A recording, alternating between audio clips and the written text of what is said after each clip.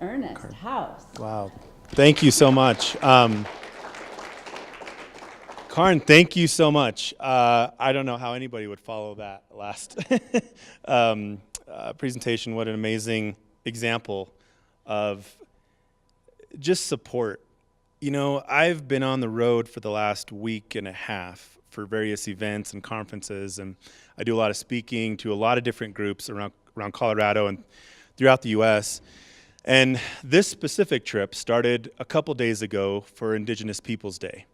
Some communities around Colorado, and I gotta let you know, I mean, I know we know and you know very well why you live in Colorado, because it's an amazing place to live and work and raise a family or retire, however you came here. But I gotta tell you, what I've seen the last 2 days has really, it's inspired me so much more than I think every other time I get out to different communities and learn what they're doing. And what I mean by that is, 2 days ago I was in Telluride, and County Commissioner, San Miguel County Commissioner, who everybody knows, Art Goodtimes, really started an effort in 1998, believe it or not, for the county to apologize officially to the Utes for removing the Northern Utes in the 1860s. And that process led a goal of his for reconciliation. And reconciliation can mean a lot of different things. And I don't use that word lightly with our tribes. And I'll tell you a little bit why. But so a few of us were there, myself, another former tribal leader of the Ute Mountain Ute tribe, Regina Lopez, who also is the Ute Museum and the part of the Bears Ears Coalition. So talked about Bears Ears. And then we had Peter Pino, a former governor of Pueblo of Zia, the Pueblo Nations in New Mexico. And then yesterday I was in Salida for the renaming or bringing back the name Chipeta Peak, which is a 13er right outside of Salida. That effort was in a similar process, I think, that Karn and the county commissioners are in the process of doing, to submitting an application to changing the name from the Gore Mountain Range to Shining Mountain, or whatever that may be, more appropriate for an indigenous culture. And that community, I mean, ended with an event, a ballet event, and then being here with you all and listening to the music and listening to the poetry, having our tribal leaders travel 8 hours from southwestern Colorado. It's just an honor to be here. It's an honor to live and work in Colorado. And what I do is, the executive director for the Colorado Commission of Indian Affairs, our office is the liaison between our state agencies and our tribes. It started 40 years ago with the Ute Mountain Ute tribe, Southern Ute tribe, around issues that was brought up earlier around NAGPRA, Native American Graves Protection and Repatriation Act. But it quickly led into, and I think at the time they probably didn't know, but they had a vision, our tribal leaders in the past, that they were planting a seed in 1976, that today we would be seen as a model throughout the country on ways that states, different governments, didn't matter what kind of policy or political affiliation you came. I first started under Governor Owens, and then I transitioned to Governor Ritter, and then now I'm under Governor Hickenlooper's office, administration. A lot of times Native issues have become political, but they're not meant to. In fact, our tribal leadership, when they run for tribal office, you don't know what party affiliation that they run on. They just get up and they have a vision for their people and our people in our community. But the reason why I wanted to give you a little background, I'm not going to go through this, but I wanted to let you know that some of the stuff. Now, when we talk about Indigenous Peoples Day, and what a great day. I also want to thank the county commissioners for the effort and everybody that's partnering with this. You are joining numerous communities today throughout the United States, but then also in Colorado, places like Boulder and Colorado Springs. Indigenous Day proclamations have been presented in areas we probably never thought they would. Salt Lake City, Utah did it 2 weeks ago. Farmington, New Mexico did it last week. Colorado Springs did theirs 2 weeks ago. Durango, Boulder, San Miguel County, you all now, everybody's starting to recognize this day, or in the cultures, not to be divisive, I don't want to get into the political context of Columbus Day, but to recognize the indigenous cultures that were here. And you heard from some amazing speakers. I'm a member of the Ute Mountain Ute tribe. These are my relatives. This is my family. They're both relatives of mine that got up here to speak to you today. My father was Ernest House Sr. He was the longest serving tribal leader for our tribe. All of our tribal leadership and all of our tribal members are descendants from tribal leadership. My great-grandfather, Chief Jack House, was the last traditional, last hereditary tribe for my people. And in that process, when I came up to work at the Colorado Commission of Indian Affairs, who now currently, we went from NAGPRA as a top priority, now we work on education, healthcare, public safety, transportation, you name it. But one of the things that we started doing several years ago was also reaching out to, there's a lot more than 2 tribes on there. And how amazing was it for you to hear from a Summit County resident of the Dene Nation. And you have other residents in Summit County, and you have other residents across all of 64 counties in Colorado. In fact, Colorado's American Indian population is 1.86%. Less than 2% of the state's population is Native American.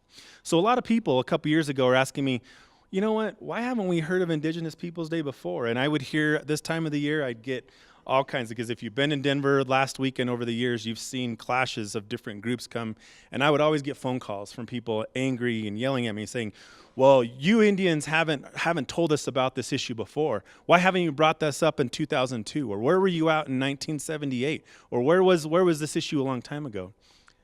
I often look at the numbers. There's reason in the numbers, right? And I look at our Native American population, what it was pre-Columbus, what it is today. We've gone through a lot of history there. It's been a checkered history. It's been a dark history. Colorado has had a very dark history, a very dark past. And so because of that effort, through Governor Hickenlooper's support, we were able to really start an emphasis on branching out and creating agreements with tribes we call historic tribes of Colorado. These are tribes that were forcibly removed from our state, either by treaty, by federal government, or by the state government. And they're removed to other states. You'll see 19 pueblos on there that are in New Mexico. Isleta del Sur is a pueblo in Texas. Majority of these tribes, 39 tribes, are in Oklahoma. They're in Montana. They're in the Dakotas. They're in Utah. They're in states all around Colorado. Only 2 of those tribes that you see behind me had whatever process it was, by luck, by prayers, by whatever it was, got a chance to continue to be here. And those tribes are the Ute Mountain Ute tribe and the Southern Ute Indian tribe, who we continue, and we call Colorado's oldest continuous residents of the state. And you can see why. Now, archaeologists and anthropologists will put us on the map as 8,000 to 10,000 years the Utes have been here. But I know that talking with some of my elders, talking with a lot of the tribal leadership, there's even connections being made to the Fremont people, which would go further than 8,000 to 10,000 years. And so I wanted to get up here just to give you a brief example on why it's so important to learn about this, and why I threw out that today's population of that less than 2%, if you were thinking of how much that would break down to, consistent with today, we have that 1.86% is over 60,000 American Indians. And of that 60,000, over 40,000 of that number live in the Denver metro area. To break that number down a little bit more, over that 40,000 represent over 200 different tribes in the Denver metro area alone. Mostly are Lakota, but the fastest growing is members of the Navajo Nation, or the Dene people. Nationally, there's 567 federally recognized tribes throughout the United States, including Alaska. Very different from pre-Columbus, which were thousands upon thousands. The Utes today were consolidated bands, which we now call tribes. A lot of people don't know that there was more than one tribe, more than one Lakota tribe, more than one band or clan of the Dene people. There's multiple things that we would like to educate folks on. And so I just wanted to make sure and present that information, but then also at every one of these events and every one of these communities I've offered people, I would encourage you to not stop here, to see this process through with the renaming, but to ensure that right now we're working with the Colorado Department of Education and the 3 Ute tribes of creating the first ever, believe it or not, only took us 150 years, to create a Ute curriculum for 4th grade students in Colorado. But Colorado's a local control state.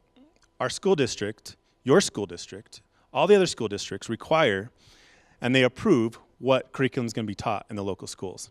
So it'll be up to your community. And it's the same challenge I gave Salida. It's the same challenge I gave Telluride. It's the same challenge I'm going to give Durango on Wednesday, and the list goes on and on.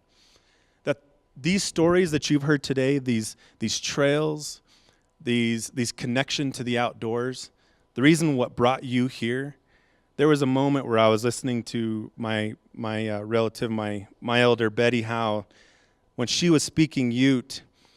I had wondered, when was the last time some of those words were in this valley? And what I mean by that is Colorado, the Utes never found Colorado. Colorado found the Utes. We're that old. And what I mean by that is state lines, county lines, municipality lines, all these rules, regulations were forced upon this people, forced upon our people, and we were removed to an area that we didn't want to be. This area that was talked about, that Jeremy first brought up, but here's the state as we know it. And we have hunting blinds still standing in Rocky Mountain National Park. We had our last photographed, black and white photograph of our bear dance ceremony in Garden of the Gods in Colorado Springs in 1908. And then solely through the transition, westward expansion happened. Gold had to be found. Railroads had to be put through. I-70 had to be created, right?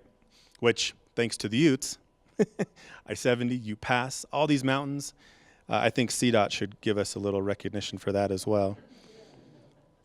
And then quickly, because of those altercations, things like the Meeker incident. Believe it, I don't call it the Meeker massacre. I call it the Meeker incident. There's a reason for that, and I have resources for you if you want to learn more about the Utes.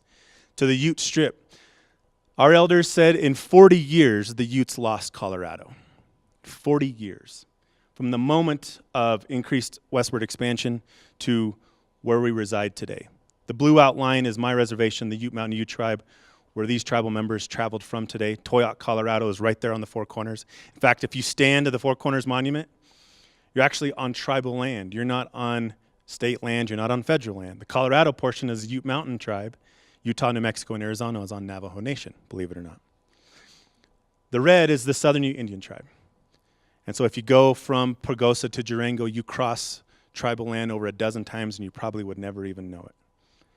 But I want to just bring that information up because I think it's important for us to know moving forward that there's efforts out there trying to pull back more of this history, not only at the state level. We have supportive groups trying to do something, and so I'm happy to pass that along to Karn. But I just wanted to end it and say the word's been said before, the Goyak.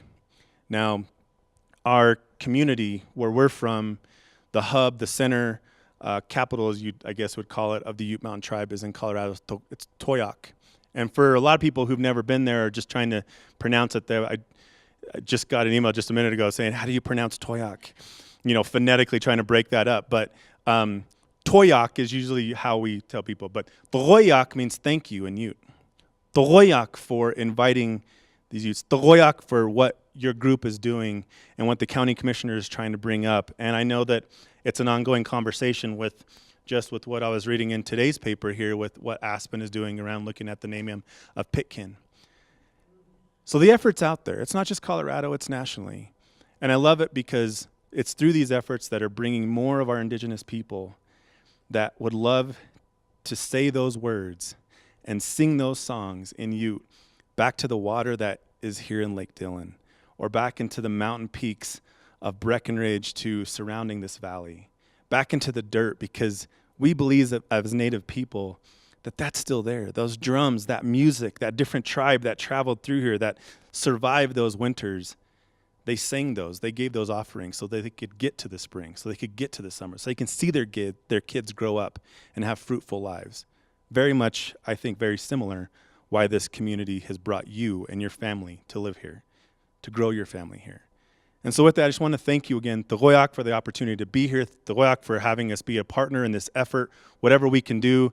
If I can, get the governor to come out here next time to also do a proclamation recognizing this effort in these communities, we will definitely do it because we want to bring more and more an awareness to it. So with that, thank you for the opportunity to be here.